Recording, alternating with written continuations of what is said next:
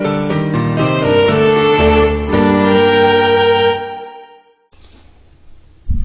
my name is Roman Dindihashvili, and this DVD about Queen's Gambit declined. But before we start, I have to tell you a few things about this particular DVD, what it's going to be about, and about Queen's Gambit declined. This DVD by no means is for professional chess player, because for professional chess player, when you make DVD with the opening like Queen's Gambit declined, you have to have there like every popular variations, every move, and explained in details. And you definitely cannot do it on one DVD. You need a lot more DVDs than that. Also, I want to tell you about Queen's Gambit declined opening.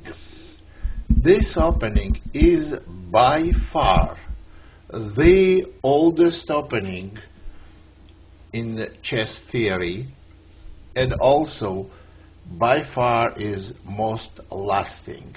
Lasting, I means that it was very popular in the beginning of the last century, and it's very popular today. Of course, it's modified, it's changed, a lot of things are changed, a lot of new varieties of playing this opening. But one thing is clear, that this opening is based on a healthy base. Both sides try to make a statement in the early stage of the game, statement in the center. So after d4, d5, you see that both sides, they have their presence in the center, and it's not like King's Indian, which is also a very solid opening, where one side has big advantage in the center, and the other side has a lot of hidden possibilities and very flexible position. So in 1920s, 30s, Queen's Gambit was very popular. Even if you take match Alekhine Capablanca, almost every game was played with Queen's Gambit decline. Take players like Steinitz, Lasker, and Alekhine in Capablanca, and Nimzovich even, they all played Queen's Gambit declined. And today, Kramnik and some of the top players, actually most of the top players, they play Queen's Gambit decline for black. And I would say that even Slav defense, that is so popular, is one of the varieties of Queen's Gambit decline. When you go d4 and after d5 on c4, you don't take on c4 and play c6 or e6. They are all varieties of Queen's Gambit decline. So what I'm trying to do on this DVD to show you how lively is this opening, and it's not like only one way to play this for white.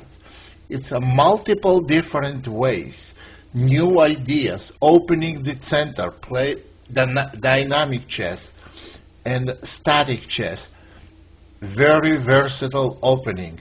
And I will give you now several ideas how to capitalize on watching this DVD. I'm going to bring you a few games to my interest, where the games that are clearly indicating nature of the opening and how this opening can be played differently from the 80 or 90 years ago. Okay, first game I want to bring is a game between Kramnik and Short. You see, the names speak for themselves. So Kramnik Short. It was played in, I believe it was played in 2001. Yes, it was played in 2001. Knight f3. Well, disregard the first move because it is Queen's Gambit decline. d4, d5, d4, and knight f6, c4, e6, knight c3, bishop e7, bishop f4. It's one of the quite popular continuations, and the other one is bishop g5. After bishop f4, castle, e3, c5. You see early confrontation in the center, but I think it's quite fascinating game when you see how Kramnik handled it. cd, ed, cd actually knight takes d5, knight takes d5, ed, a3, knight c6. And this is interesting here. Black has weak d5 pawn, and white has d4 outpost. But what they do, they don't try to block the d4 square and put the piece there. They absolutely ignore this black's possibility of moving d4. Bishop d3, just developing pieces to active position. This is kind of different way. Also in this position is threatening bishop takes h7, and if king takes queen c2 check, for example, on move like this, and this simply wins a pawn, and then playing queen takes c5. But this is the minor threat in a way that black can easily avoid it. No, bishop e7 was played, and after castling, bishop f6.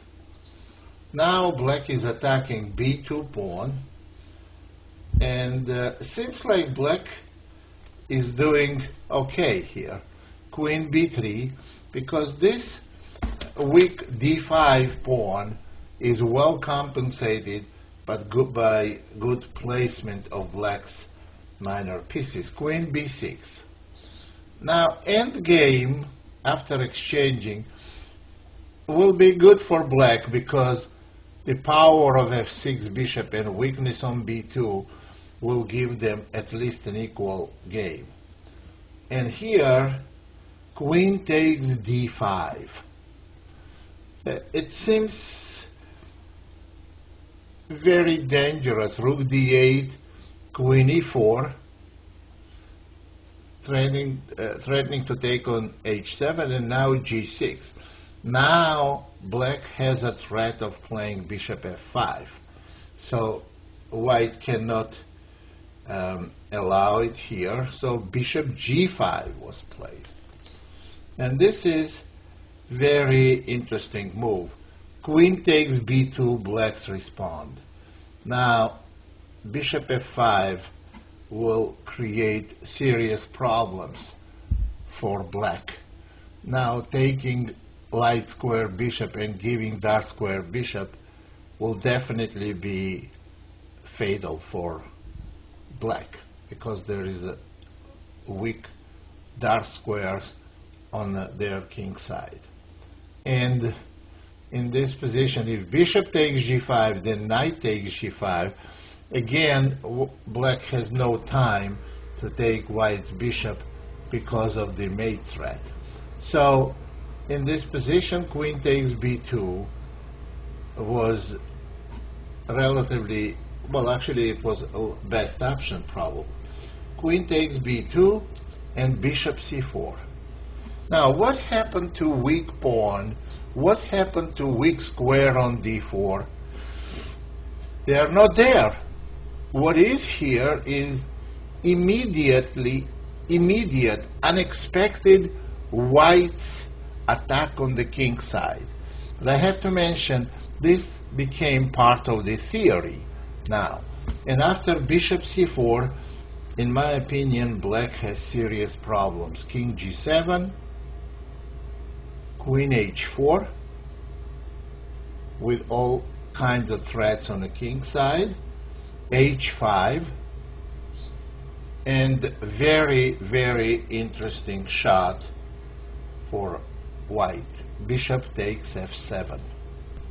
Black played bishop takes g5.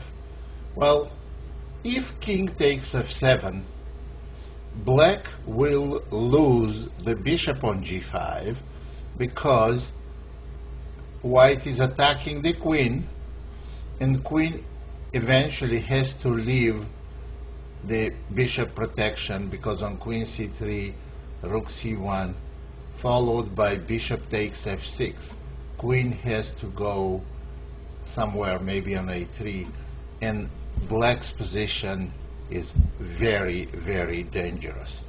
Well, what black did, bishop takes g5, and after knight takes g5, queen f6.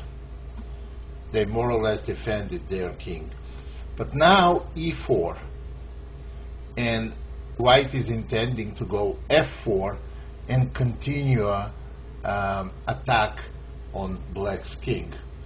As you notice now on the king side, black is missing two pawns that protect their king, and on top of it they are simply pawned down.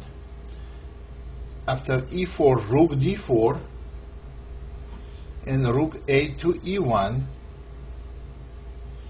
bishop d7, and white needs to go f4. They played f4. Idea is e5 and e6.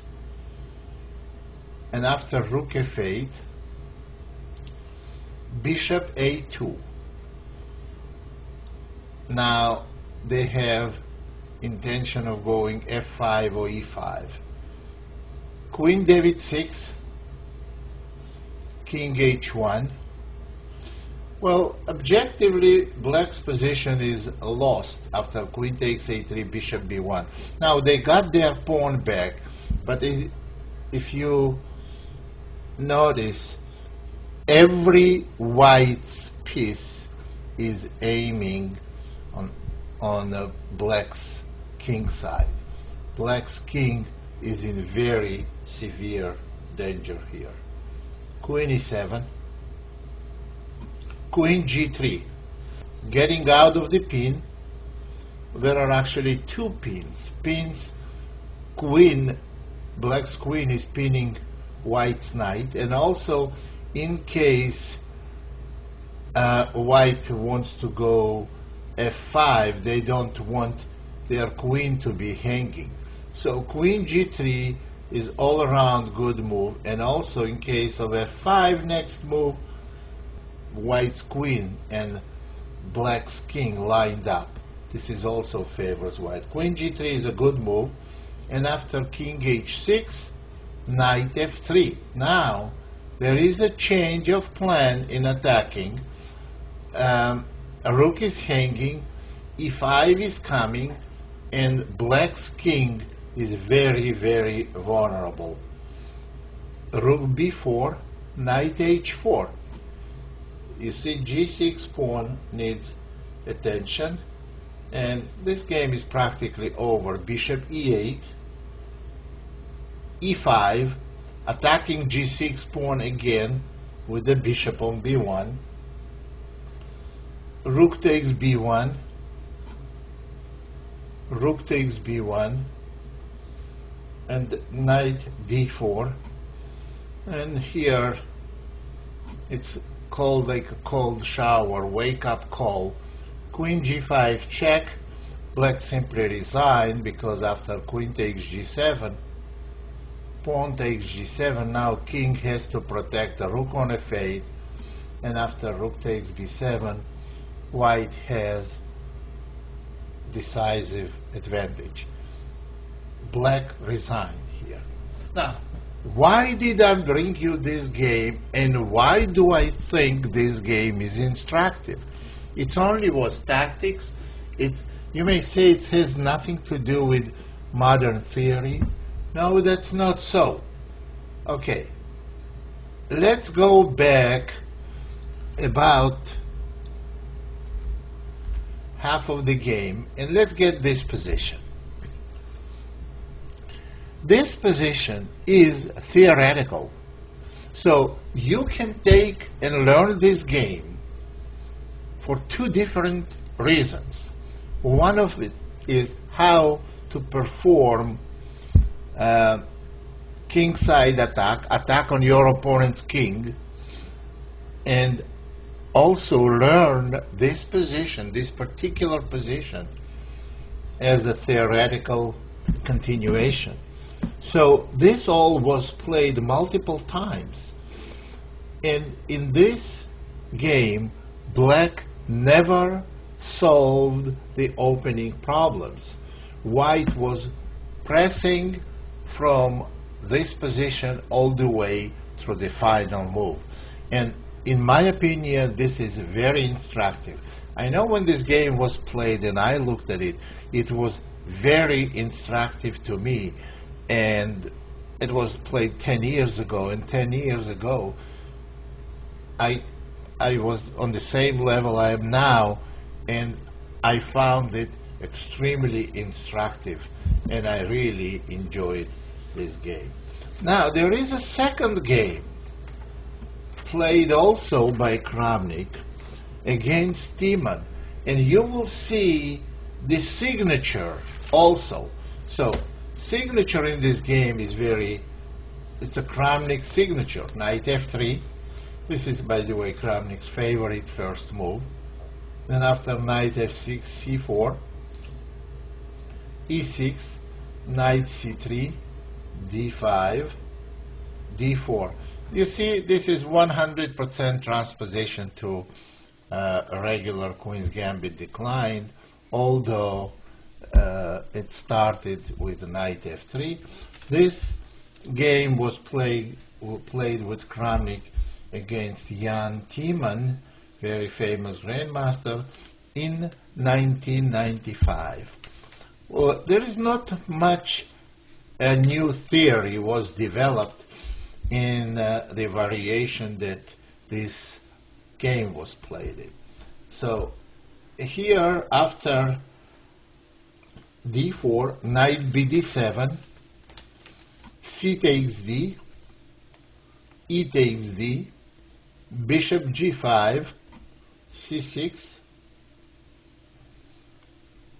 and we have very famous position of static variation of Queen's Gambit decline. So e3,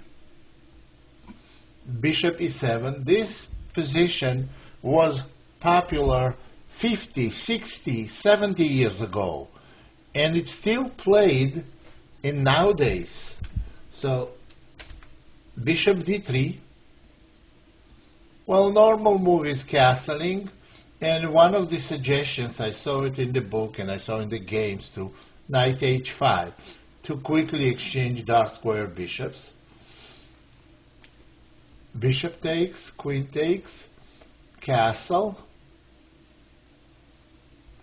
castle. And what is white's plan in this position? Normally eventually starting somehow b4 and b5, pawn minority attack. This is for the static way of playing this position, and black has to somehow hold the queen side and slightly prepare some counterplay on the king side. What was played in this position was queen b1. White plays this move, preparing b4 and attacking on h7. That means black has to do something about their h7 pawn. Knight is coming back to f6, b4, rook e8.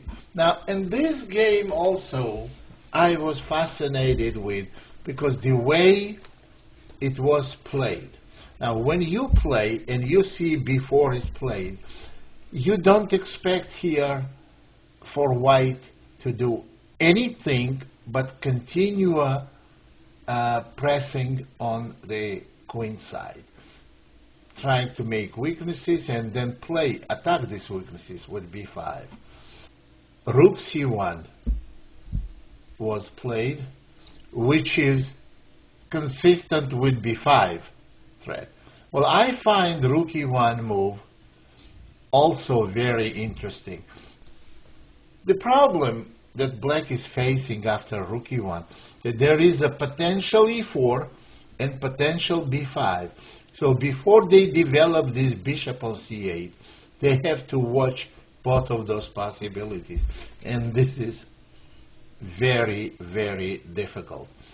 Although Kramnik played rook c1, he never abandoned the idea of playing e4.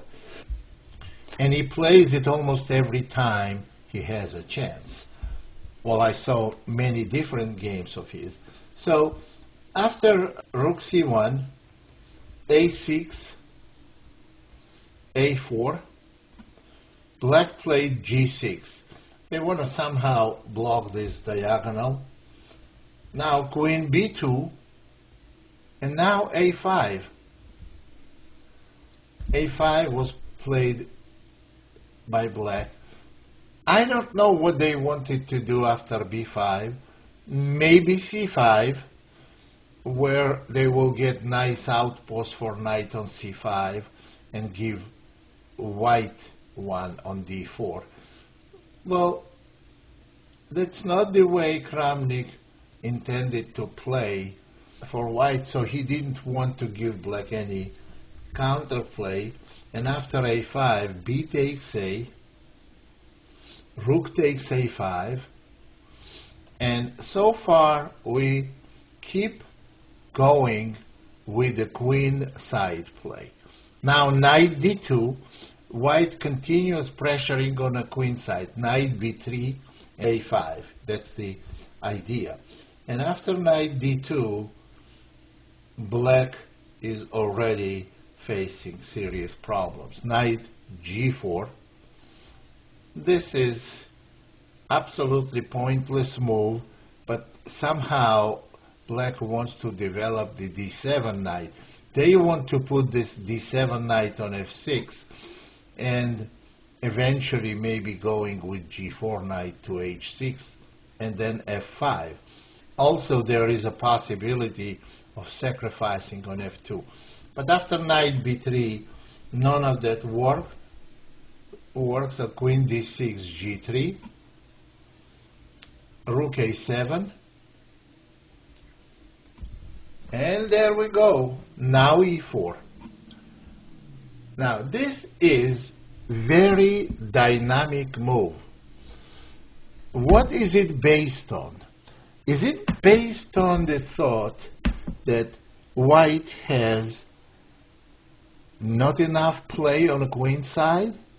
Or is it based on they don't like their position? Or is it based on the fact that they will get some quick play in the center? Now it's based on basically on dislocated positions of black's pieces. Rook on a7 stands badly. Queen on d6 stands badly because in case of taking, it will be under attack, which means white is going to get another tempo. And knight on g4, it's definitely out of place. After e4, d takes e, knight takes e4. D takes c had to be played because e5 option for white on next move makes black to take chances and let white's pieces come into the game very actively. Queen f8, And now rook e1. So black has very difficult position. Black has very difficult position because the coordination of their pieces is absolutely awful, and it's unclear how they're gonna successfully finish development. After rook e1, b6 was played, trying to get rook into game on a 7th rank. Knight b to d2. Now that ties up black's knight with protection on b6. Also preparing knight c4 and knight d6. I think black is in very big trouble. Bishop a6, but white's light square bishop is much better than black's. Bishop c2. Rook b7 was played here to protect the b6 pawn to free the knight on d7. And after rook b7, position still remains very critical for black. Bishop b3, that's the reason white didn't want to exchange light square bishops. This bishop on a6, although he has a long diagonal, it's on. There is no play on these squares, and no piece of black's can support the action of this bishop. So practically this bishop on a6 shooting blanks.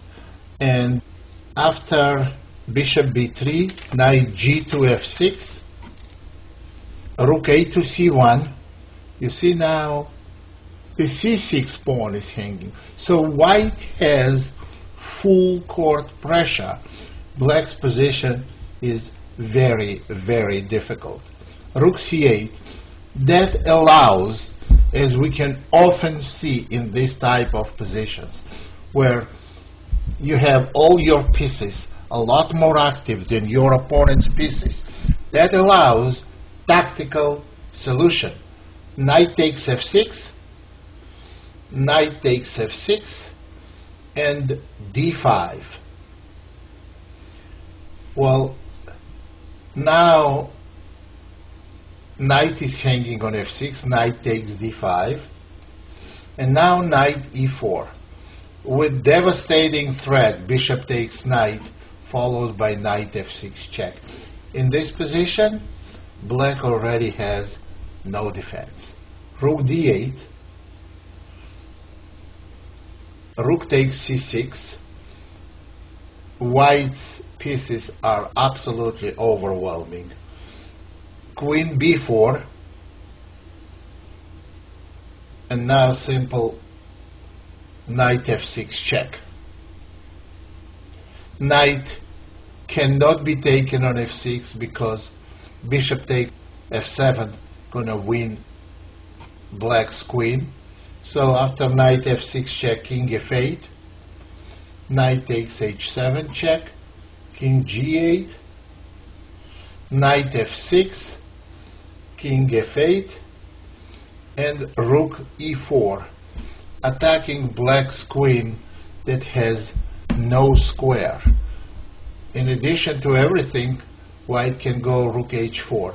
The position, this position needs no explanation. Black is completely crushed and they resign. Now, in this game we saw also the same hyperactive play by white. And if we take this, you know, it often happens, I know, because I've been playing chess for long enough, when you have position like this, well, in this position, all you expect for white to do is to go a5 and continue pressing on a queen side where they have advantage of their minor piece presence, and black has some targets on queen side. However, the e4 move made it potentially a lot more dangerous for black. This is dynamics of something 60, 70 years ago in Queen's Gambit decline. We couldn't see this kind of a play. But now, as I said, games on the players became more versatile and more concrete approach, and dynamics slowly take over the statics. So this is another great game by Kramnik. Many years ago, maybe in the beginning of the 20th century, Queen's Gambit was played a lot with basically two types of position. Two types of positions, and they were one type of position I'm going to show you now, where this is the type of position where, well, it can be a slight difference, but you should be concentrated here on a pawn structure, where white would eventually go for b4 and b5, pawn minority attack, and black is trying to get counterplay on the king side. This is one type of position. And the other type of position that was very popular as well is to go bishop g5, and after castle go e3, and on c6 go bishop d3, and eventually rook c1 and queen c2, and we would get this maybe h6 first. This is the type of position I'm talking about: queen c2, dc, bishop takes c4, bishop b7. This was so popular that was played, these two types of position, they were played in Capablanca, Alekhin's match, and in that era, but many different strong players, and even today they play this. And it's very interesting that white does not get big of an advantage. So that's why white now finding new ways to fight for initiative. So d4, d5, c4, e6. This is the game we're going to look, actually next couple of games, we're going to look where white, in very well-known pawn structure position, find new ways to fight for initiative. And this should be very instructive, because you can play this for white and study more, and tactical and positional possibilities, there are unlimited. It's very well, it was always known that Queen's Gambit decline is very dull opening. Not if you play it the way we're going to see next few games. You're going to find it very exciting, actually. Knight f3, c6, bishop g5, bishop e7, e3, knight bd7, queen c2. So far, both of those pawn structures we talked about, they are still possible. They're available. So, and after queen c2, castle, c takes d, e takes d, bishop d3, rook e8, castling. We already mentioned that there is also possibility of castling long, but this castling short, knight f8. And here is the position, is very typical. I just mentioned this type of position where white normally had always two moves. And moves are rook b1 with the idea of going b4 and b5, or immediate bishop takes f6 and b4. So now white is playing for pawn minority attack on a queen side, and we just looked at the game of Kramnik where he played the same way, and later he found a break in the center, spicing the position. Well, this is another way of playing for it. So just to mention it to you, why rook b1 and this plan is less popular here. It's by no means it's bad for white. So the reason why it's less popular, because black manages to get enough counterplay to get position balanced. For example, knight g6, b4, black can go a6, white can go a4. It doesn't really change anything. It's just the reason why black plays a6 is because in case of b5, they will get the a file. So now black would normally go knight e4, bishop takes e7, queen takes e7, and b5. This is programmed move. Pawn takes, and bishop g4.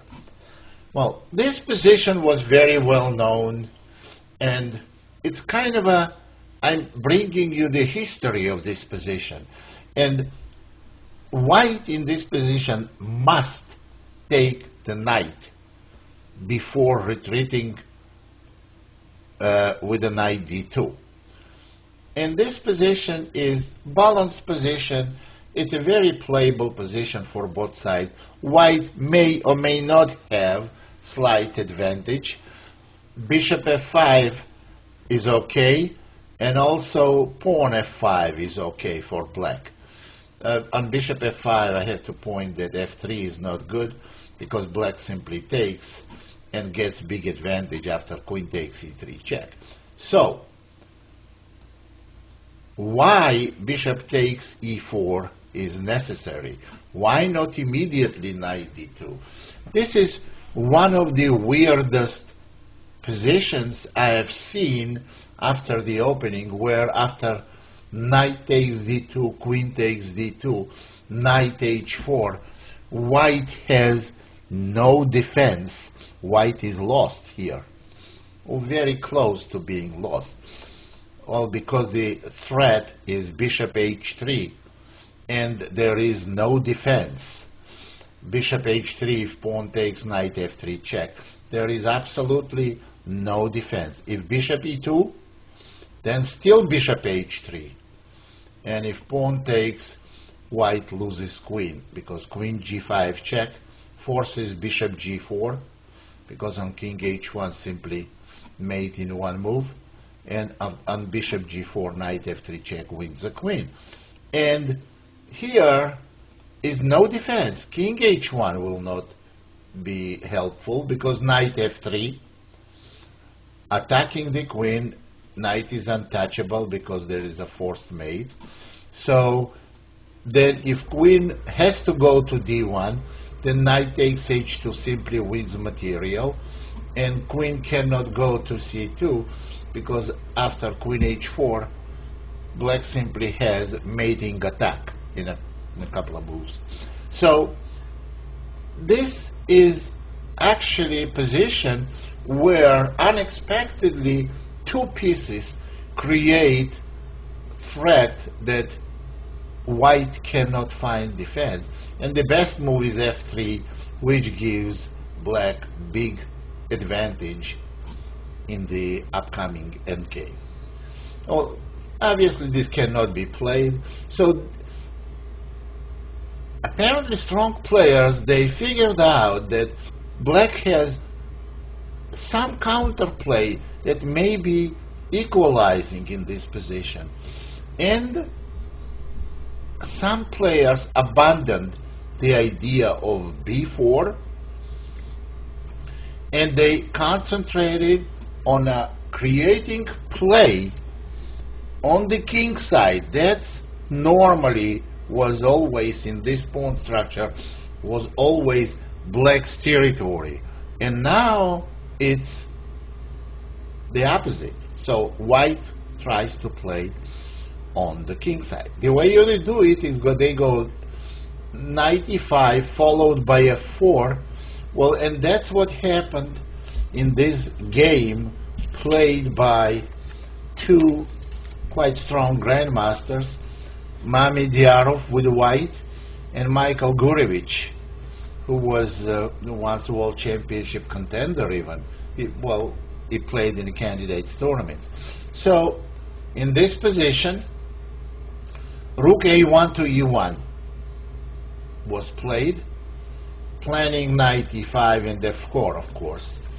And after rook e1, bishop e6, black is preparing to exchange dark square bishop by playing knight d7, but they don't want to lock their c8 bishop out. So bishop e6, knight e5, knight d7, bishop takes e7, rook takes e7, f4, and f6. Well, knight has to move, and of course not exchanging knights, which will help black. The fewer pieces are on the board, the less significant white's attack is going to be. So knight f3, knight b6, f5, and this is a strange looking move, but it's a strong move. And that's the way this position is played.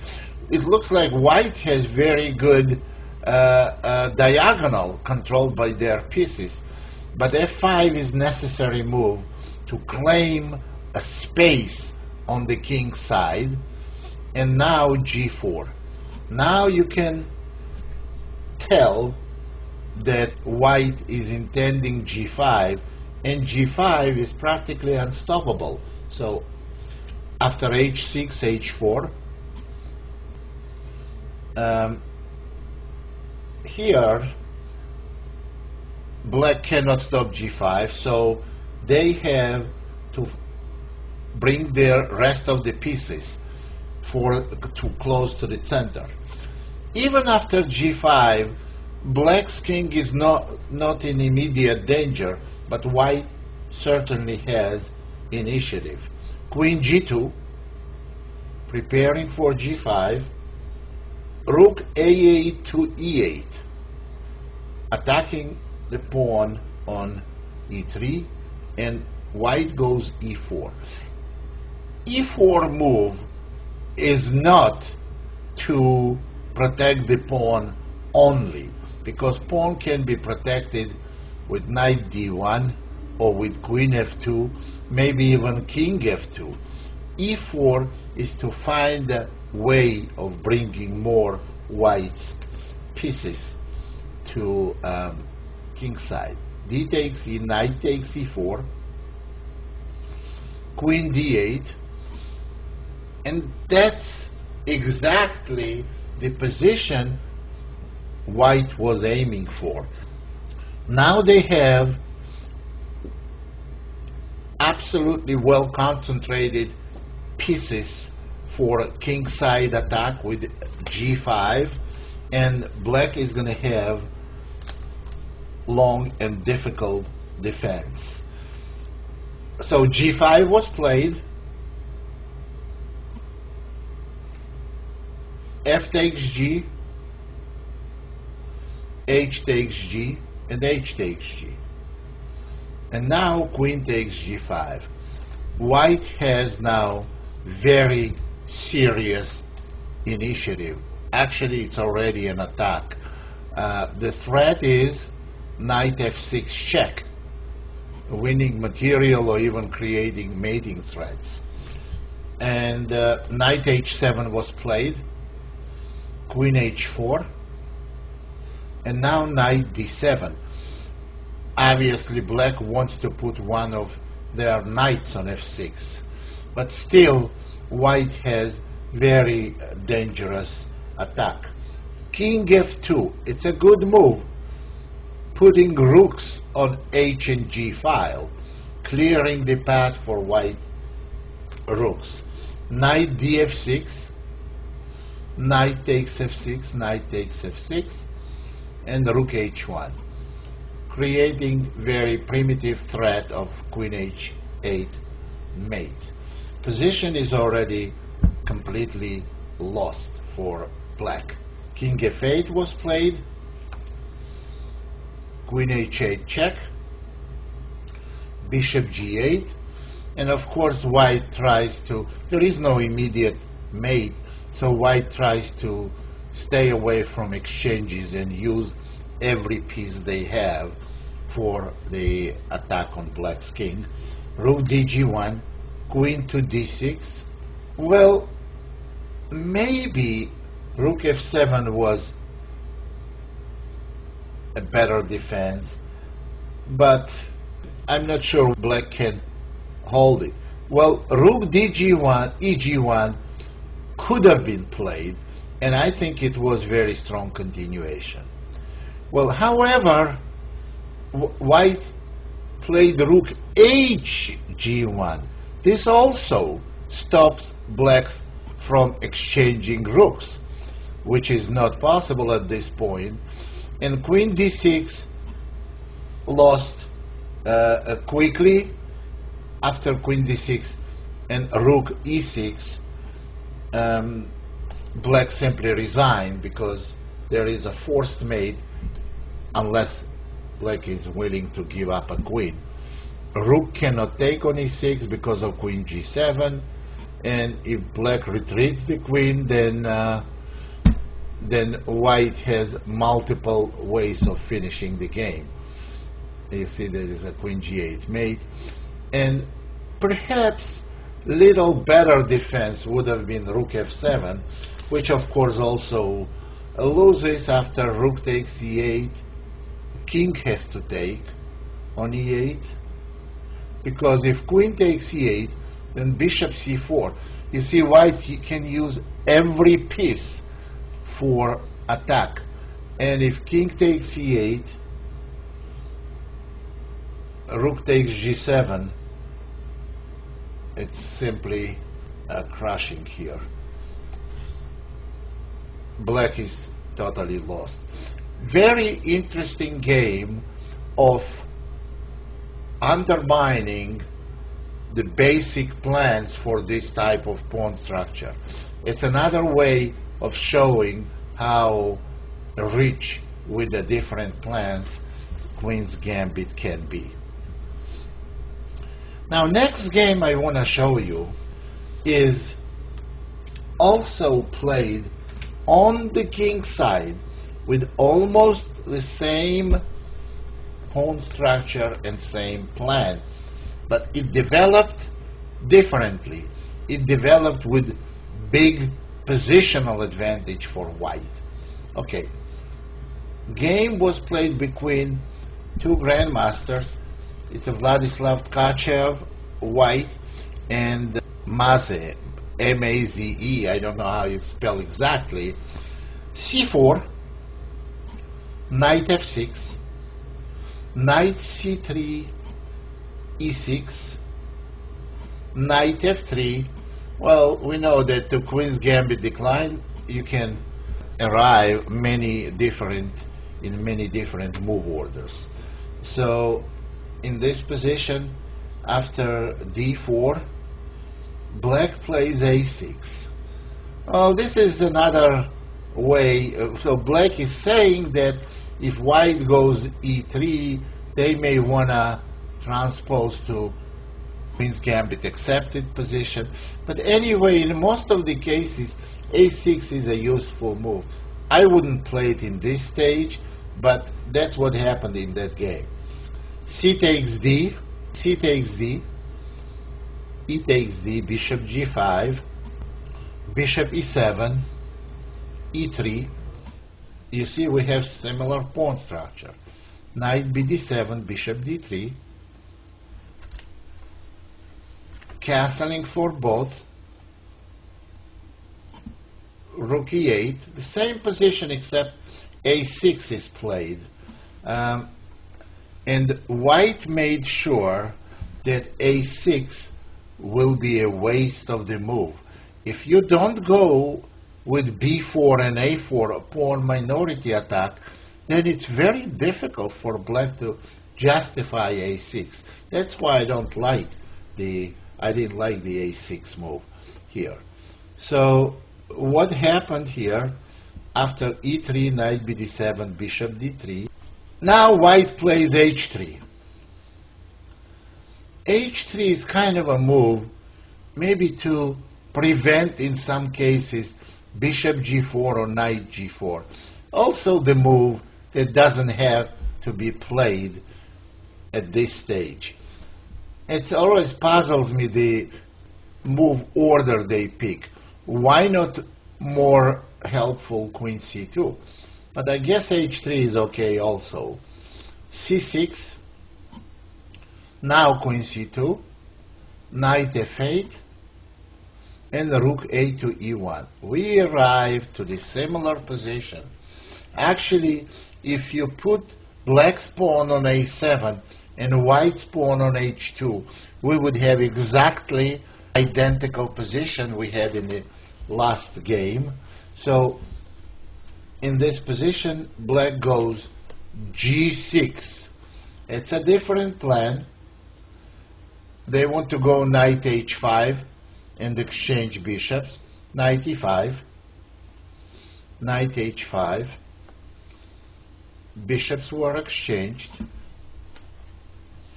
And now f4. f6 was played. Knight g4. White has an advantage here.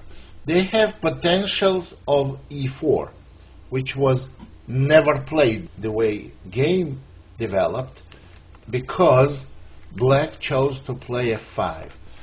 Well, now all of a sudden black gives up the e5 square, which is very powerful square for the knight. But black stopped immediate attack on their king, which could have been performed if white has played f5. Next move, or move later, maybe probably queen f2 first to stop knight g3. So f5, knight e5, and knight d7. But now this is the one position that, well, every reasonable player would know that white is better. I want to take it to the different level and say that white is completely winning, and I'm fully standing behind this statement, because this positional advantage, with white having protected pass pawn on e5, because this is going to happen sooner or later, black is going to have to take this knight on e5, and potentials are going g4, gives white protected pass pawn, better bishop, and chances for attack on a king side without any counterplay by black. This is the key part, no counterplay. So after knight e5, what can black do? Black cannot do much.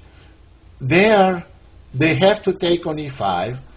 Well, white can go here g4, which would have been a very good move. Well, they didn't go g4. After knight d7, queen d2, knight g3, rook f2, knight takes e5, fe. And this is the position, the key position, structurally key position, why And because of this position, I would say that white is completely winning.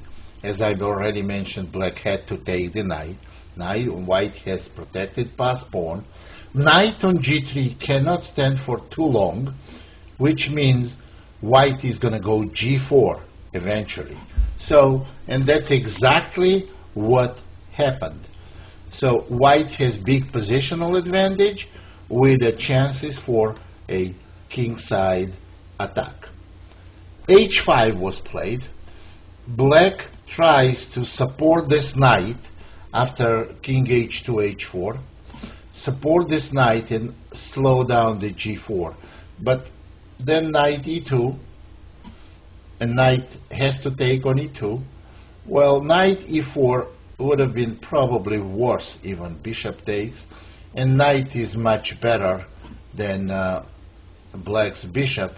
Now rook f1, and black is absolutely lost. So knight takes e2, queen takes e2, king g7. Now what do we have? We have, after rook g1, I always said it on various different DVDs, in the middle game, in the opening positions, that there is a formula. How do you define, how do you know when attack is going to be successful or not? It's very simple. Actually, it's a lot simpler than in this types of position. It's a lot simpler than you can imagine. White has one rook on g1, rook on f2, queen on e2, and bishop on d3. All these pieces going to be attacking black's king. Well, bishop e6 was played, and now g4. Black absolutely has to take en passant and go whatever they're going to do. They want to go rook h8 or king f7. It's not going to change anything. So white is going to go rook g2, and they have every piece attacking. In a rough estimate, it's a formula that does not exist. But I would say for every attacking piece, there should be at least 1.5 piece that for defense. Because when pieces attack, they may attack several different squares, and you cannot, have one piece protecting every square the other piece attacks. So it's very difficult. So this attack, where white has 4 big pieces attacking king, and black has hardly any protecting, it's like an overkill, and black's days are completely numbered here. After king f7, queen g4, rook g8, bishop takes f5. Well, this is the very simple tactical shot that ends the game. And bishop has to be taken. Well, it's very obvious that if bishop takes, that's like an instant mate. And the queen takes f5.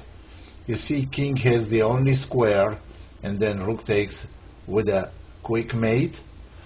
And in the game, there was g takes f, which is not much different, because queen h5 check, king f8, rook takes g8. Black has no pieces protecting their king.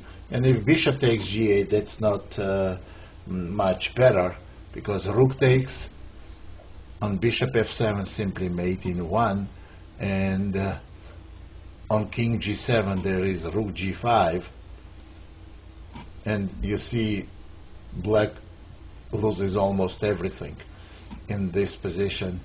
It's totally hopeless, and so is hopeless. Well, actually there is no move here. After rook takes f5, king g7, rook g5. Black must resign here.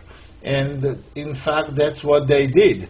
They took with the bishop, and after rook takes f5, they resigned. It's a very simple game. I cannot say that white played brilliantly. No. All white did is followed the principles. They got pass pawn, they got overwhelming attack on the king side. Maybe black could have defended a little better, but I didn't even expect when I looked at this game, from the position when I said that white has a winning positional advantage, I didn't expect the game to end that quick. Virtually in few moves after that, it was all over. Well, sometimes it takes longer if black played better, but I don't think it could have changed in any way the outcome of this game. We just saw several games played with kind of innovative, very dynamic play by white. Now, let's see some more different type positions that can occur in Queen's Gambit decline, and more like old-fashioned type of position, static position, after d4, knight f6, c4, e6. By the way, this is my game from 1988, from over 23 years ago, against national master David Gluck. Bishop g5, very solid player and very talented young player at that time. Bishop e7, queen c2, c6, e3, knight bd7, bishop d3, castle, knight f3, rook e8, castle, knight f8. Well, here, instead of rook b1, which leads to play on queen side by b4 with a pawn minority attack, at knight g6, actually I showed you already possible continuations here in the earlier stage of DVD. So I played instead rook a to e1, indicating that I have intentions to play e4. After knight e4, bishop takes e7, queen takes e7. I chose to play knight d2, but an option I had in this position, and I'm mentioning it to you because this is kind of theoretical position, and you may want to play it. This is actually interesting opportunity for white, maybe the better one. Bishop takes e4, forced to take, knight d2. Now, pawn on e4 has to be protected by the pawn. You cannot protect this pawn by bishop because after f3, black is simply going to lose the e4 pawn. ef will be followed by queen takes f5, and that's why f5 must be played. And after f3, black has to take, knight takes f3, although white does have backwards pawn, but this backwards pawn has intention of moving forward, and also knight on e5, and if knight g6, e4, white clearly has some advantage. However, I chose more quiet and static continuation, knight d2, knight takes d2, queen takes d2, bishop e6, and now I could have played f3 and prepare for e4, but after exchanging of dark square bishop, I decided to go back to a pawn minority attack, rook b1, a5, a3. And next several moves, both sides kind of play on their half of the board, preparing and maneuvering the pieces, and value of the each move is not that high because position is kind of closed now. And after knight d7, queen c2, attacking h7 pawn, h6, rook fc1, rook e2 c8, knight a4, queen d8, maybe intending knight b6, queen d8, queen d1, queen f6. Now black may think about exchanging light square bishops after bishop f5, so I came back queen c2. By no means I wanted a draw here, I just wanted to prevent, and if black played queen d8, I would have made a different move, perhaps b4. So after queen c2, g6, b4, a takes b, an interesting move, b5. That's the only way to prevent white from playing b5. And knight c5, knight takes c5. I have to point here that black's knight b6 move would have given white a clear advantage, because if white plays rook a1 and after knight c4, and even if white takes on c4, knight on c5 will be a lot stronger than a bishop on e6. So also white can play rook a2 and double and get possession of a file. Not to mention that in this position there is also chance of going e4 and opening center. Now black is going to have some weaknesses, such as on c6 and so on. So, but black took on c5, now queen takes c5. Now if we evaluate positionally this position, white is definitely better, but it's a little advantage. It's by no means white has decisive advantage.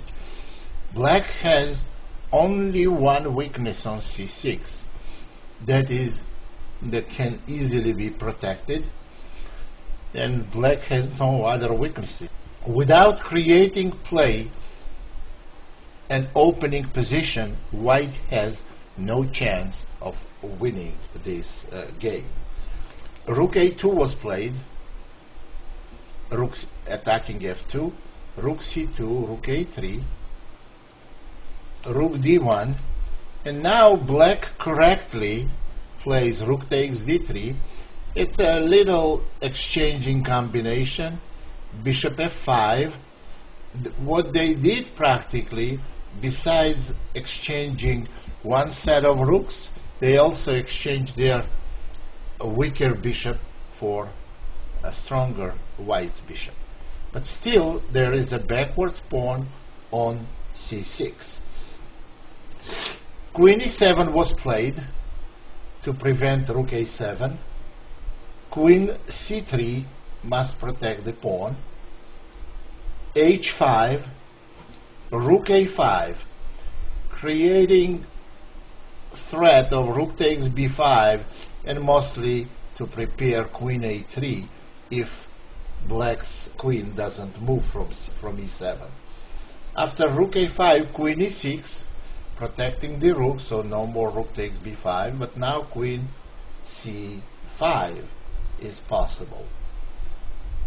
But I played rook a7 first, and king g7, h3, h4, and now we have the position where white has great difficulties to make a progress. So queen c5 and king f6 to prevent rook e7. So that stops rook e7, and now white has to find some different ways to get into the black's position. Queen b6, g5, queen b7, king g7. Now rook a6, preparing the tactical shot that was missed by black. Rook a6, king h7, and this is the shot, e4. Now this looks like a very, very strong move, and black failed to find the right continuation and went down very, very quick. Queen cannot take on e4, obviously, because simply rook is hanging, but d takes e would have been super strong. This is the move that would have given black a draw. On d takes e, obviously, I intended d5, and now queen f5 moves to keep protecting the rook would have been pretty bad for black after rook takes c6. But very powerful counter shot, queen takes d5, would have led to a draw. What black possibly missed, if they calculated this variation at all, that after queen takes c8 and queen d1 check, king h2 and queen d6 check. Now there's perpetual check unless white plays g3, hg. Of course taking is out of question because black simply has perpetual. King g2, and now black has the key move that guarantees them a draw. It's queen f4. You see, it's stopping white's queen f5 check. It's threatening a mate on f2 and also threatening queen f3. So white is forced to take, and black has now very easy perpetual check on queen d1 and queen d2. That would have been very interesting opportunity for black. But once they missed this opportunity, they didn't play d takes e in this position. They played king g7. Now black's position is totally deteriorating. e5, white has very strong pawn on e5, king g6, and another strong continuation, rook a3. Rook is coming to f3 and f6. After rook a3, there is no defense. King g7, rook f3, rook is coming to f6. King g8, rook f6, queen e8.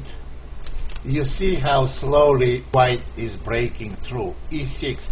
It's interesting, white had positional advantage on the queen side, but breakthrough is in the center and the king side.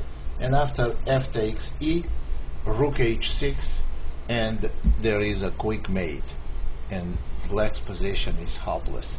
This is interesting, actually, how static position may slowly convert into some brief tactics, but those brief tactics after e4 were turning point of the game. Black failed to find right continuation and lost quickly. Now let me show you a couple of games that also mine with Queen's Gambit decline with a super sharp continuation that you may find interesting. You may want to start playing it, but you need your opponent's cooperation. Your opponent's cooperation in a way that your opponent may want to play this type of position. Well, I'm going to show you a couple of games I played on the internet against pretty good players. d4, d5, c4, e6, knight c3, knight f6, knight f3, bishop e7, or bishop g5 now. So you could have played bishop g5 first and then knight f3, c6. And now The idea of this system is not to play e3, to save tempo on e3. But you may say, how do you save tempo on e3 and not develop bishop? Well, queen c2, this is the idea. And after queen c2, knight d7, and now white castles long.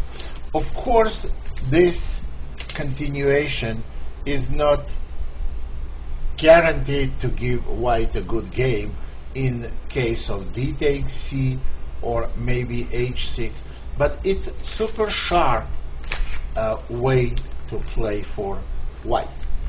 In the game that I'm going to show you now, in the position after black castled and white played e4, black played knight takes e4, bishop takes e7, queen takes e7, knight takes e4, de, and queen takes e4. Now I find this position very, very difficult for black. This particular position is difficult for black because white's going to go bishop d3, and one way or another they're going to get attacked on the king side. Black doesn't want to play f5 and play with a backwards pawn, because after queen e3 they will never be able to play e5, and they simply going to have positionally bad game. So in this position, after knight f6, queen h4, I had two games with it. In one game, c5, well, two games that I'm going to show you. I had a lot more games. I had like 30 or 40 games played. c5, and now black is nearly lost. Bishop d3, simply threatening bishop takes h7, because queen on e7 is not protected. After bishop d3, h6, and now after g4, black has absolutely no defense. C takes d, g5. Black is not even developed. Look at the rooks on e8 and f8 and bishop on c8.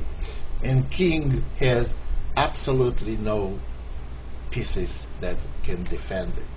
After g5, well, taking could have led to quick disaster. Knight d7 was played. Rook h, g1. Now we're threatening g takes h, and rook takes g7. So rook e8 was played. Well, maybe e5 was an option, but after e5, this black cannot really last long, and rook takes g7, and on king h8, rook h7 check, and white is not even going to bother taking the queen on h4. It's simply checkmate in next move. Well, rook e8, that was played.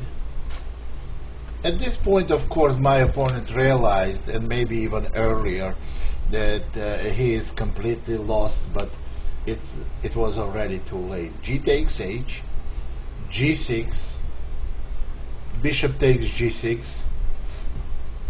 Now, if queen takes h4, we can simply retreat the bishop, and then with a check, and then take the queen, which is an easy win.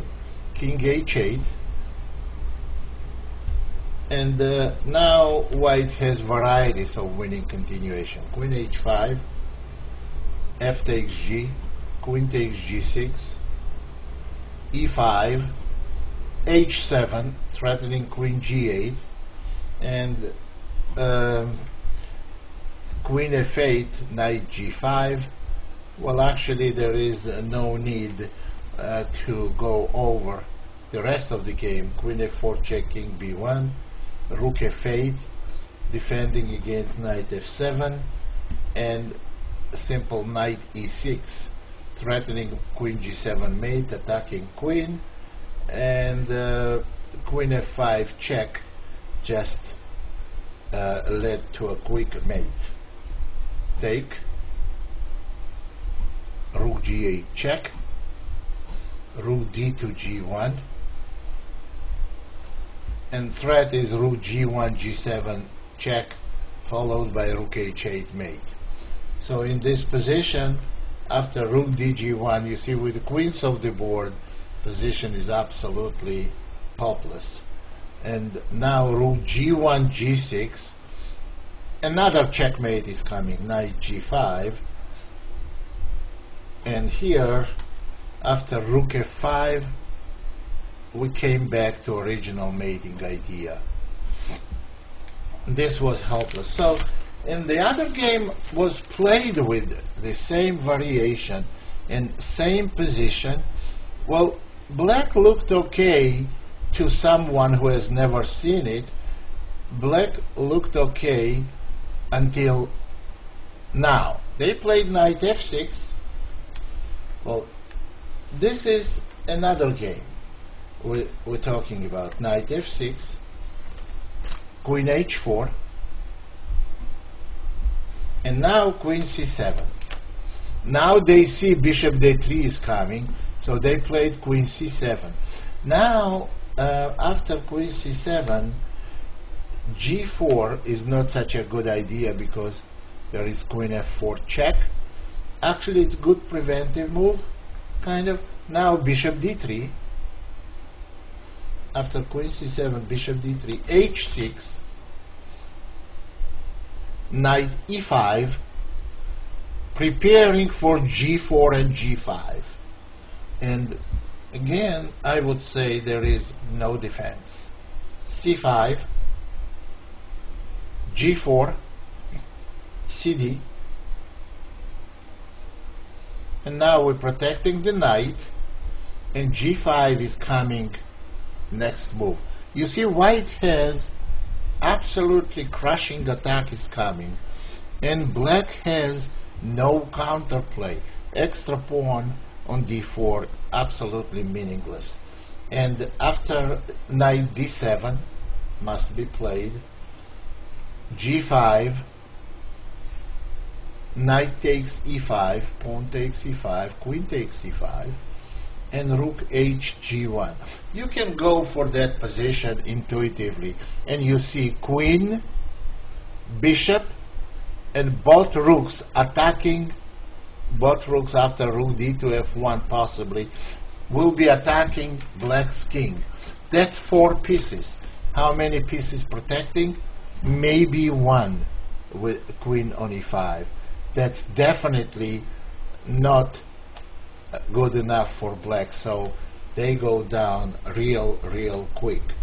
After queen takes e5, rook h g1,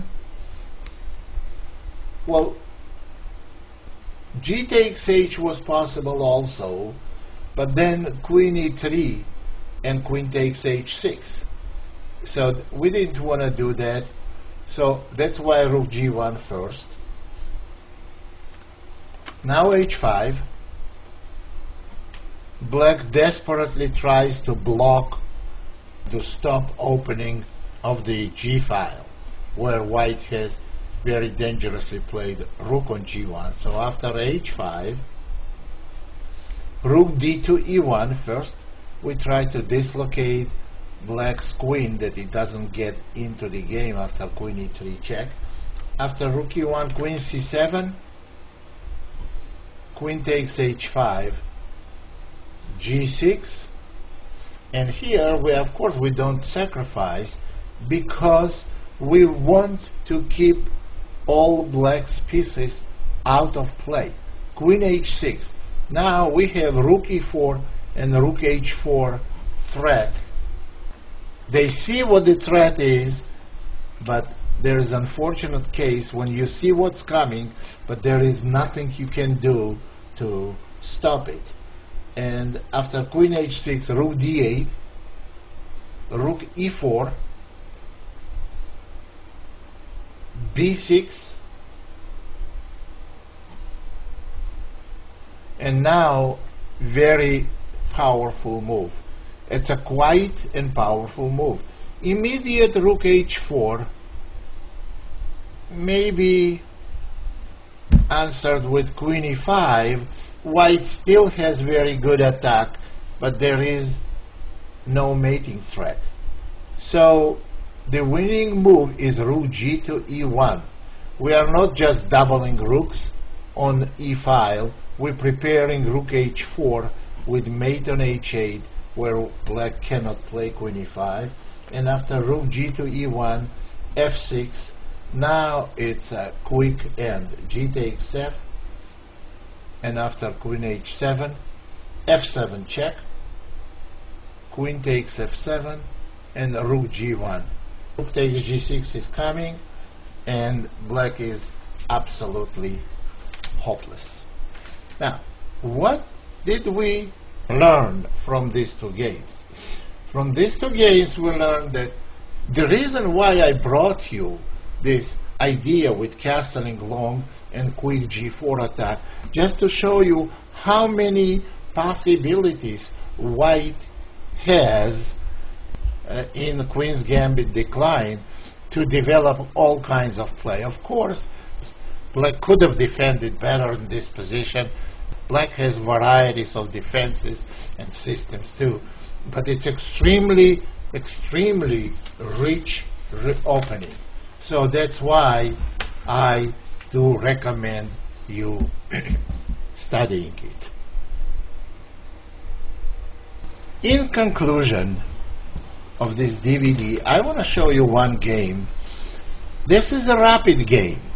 Well, you may ask, why should I bring the rapid game on this DVD? Because this rapid game was played by Anand and Karpov, and when they play rapid game, it may be more valuable than most of the players' tournament game. Besides, it's not blitz, it's just rapid. That means like 25 minutes per game or something like this, with possibly with increment. Game was played in 2009 in France. d4, knight f6, actually very instructive game. There are, well, with the Queen's Gambit decline, when you go in a database and look at the games, you can find thousands and thousands of games. The games I picked, hand-picked practically, because they show, they cannot cover, absolutely cannot cover completely Queen's Gambit decline. They show you some very instructive points, and they show you how rich and how unlimited with resources this opening is. d4, knight f6, c4, e6, knight f3, d5. Anand is white, Karpov is black. Game was played a couple of years ago, and of course Karpov is far from his best form, but this is still Karpov. So knight c3, bishop e7, bishop f4. This is another variation of the Queen's Gambit decline. Queen c2, c5, d takes c, queen a5, a3, queen c6. This is all theory, of course. e3, d takes c, bishop takes c4, queen takes c5, and bishop d3. Very quiet position, and you see how quickly white gets an upper hand in this game. a6, castle, h6. This is typical Karpov moves, which is prophylactics, and he controls some key squares, and he simply plays safe. He wants to stop bishop g5 or knight g5 with possible attack on the king side. So after h6, b4, and this is typical Anand. When he has an opportunity to get an initiative, he always grabs it. Queen a7, knight e4, and now you can see that if black takes the knight after bishop takes e4 and rook fd1, white clearly has better position. So Karpov went knight h5. He went after white's dark square bishop, bishop d6, and now bishop d7, rook fd1, rook fd8. Now we can say that white has a serious advantage. Knight on h5 is not good, and white has more space and better placed pieces. So after rook fd8, bishop to e2, simply opening the rook, and you see knight on h5 may be in danger. Knight has to come back. Bishop takes d6, knight takes d6, and there it is, knight is coming back to f6. And now white simply takes advantage of knight position on d6 and doubles on d file. Rook d2 is very, very obvious, very simple, and very powerful move. Rook d2, bishop e8, rook a d1, queen b6, e4. Well, white has intention of going e5. This is one. First of all, white wants to stop knight in this position, black's possible knight d5 move. But e4 also intending to go e5 and keep black's knight for now restricted on f6. e4, knight g4, attacking f2, and now queen c5. After queen c5, well, queen must take on c5 because, and on queen c7 and h3, all black pieces have to retreat, and position becomes very, very sad for black. So queen takes c5, b takes c, but now weakness on b7 is critical. So knight a5 was played, protecting b7, but now white has to find some new ways of increasing advantage. e5, this puts black's g4 knight in trouble because the threat is simply h3 trapping the knight. Bishop c6, defending against this threat because on h3 black will take on f3, and then e5 pawn will be hanging. White has very big advantage. Simple rook e1 protects, it's kind of x-ray protection of e5 pawn. If bishop takes, then now rook protects on e5, and h3 threat is still now in effect again. And after rook e1 h5, h3, knight h6, now all black's pieces pushed to the edge of the board. Knight d4, now another centralized knight, g6, simply knight takes c6. Now if pawn takes, you see the knight on a5 is, black is completely lost after rook b2. So what was played is knight takes c6, and now bishop f3. b7 pawn is a matter of time when it's going to fall, and after knight f5, rook b2.